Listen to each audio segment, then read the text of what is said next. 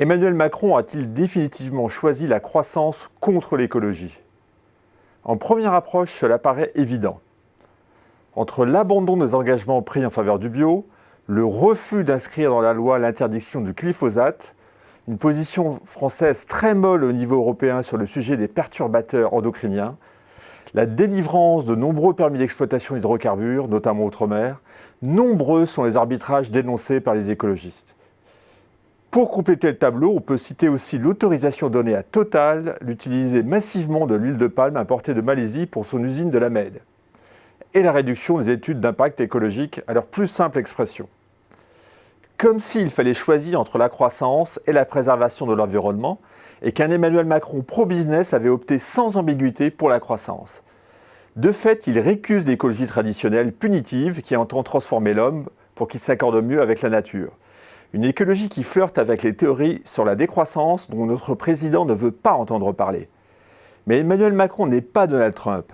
S'il n'adhère pas à l'écologie traditionnelle, il est tout de même écolo, s'agissant de la lutte contre le changement climatique. La politique pro-climat a deux mérites à ses yeux.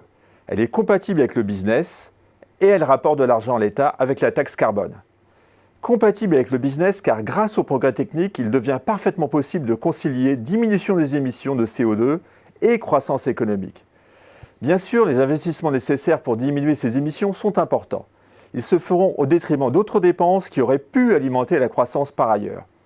Certains secteurs d'activité en pâtiront, mais les coûts de production de l'électricité à partir des énergies renouvelables ont chuté récemment.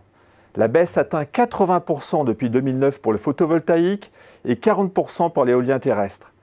Elle laisse entrevoir la possibilité d'une économie décarbonée sans effort insurmontable. Il n'est plus question d'obérer le pouvoir d'achat de ménages et de grever les comptes des entreprises par un prix de l'électricité démentiel. Le business s'en accommodera donc très bien. Quant à la taxe carbone, elle permet de lever des sommes importantes pour réduire le déficit public, un objectif central de la politique économique aux yeux d'Emmanuel Macron. Sur ce dossier du climat, composante essentielle de toute politique écologique, il a donc fait avancer les choses. Il a notamment décidé d'accélérer la montée en puissance de la tarification du carbone, une stratégie approuvée par l'ensemble des spécialistes. Afficher une trajectoire du prix du carbone, comme l'a fait le gouvernement, est la meilleure façon de donner des signaux clairs aux entreprises et d'orienter leurs investissements vers la transition énergétique. De ce point de vue, la France n'est absolument pas en retard sur les autres pays européens, bien au contraire. Quand il arbitre en faveur du nucléaire, ce qui fait bien sûr hurler les écologistes, Emmanuel Macron s'inscrit tout autant dans une politique favorable au climat et en même temps au business. Cependant, il ne va pas vraiment au bout de cette logique pro-entreprise. Elle pourrait passer aussi par une politique de l'offre dopant l'industrie des énergies renouvelables. Celle-ci est dominée aujourd'hui par la Chine, notamment en ce qui concerne le photovoltaïque. Une véritable politique industrielle serait nécessaire en faveur de ce secteur. Manifestement, Emmanuel Macron n'en a pas perçu l'intérêt.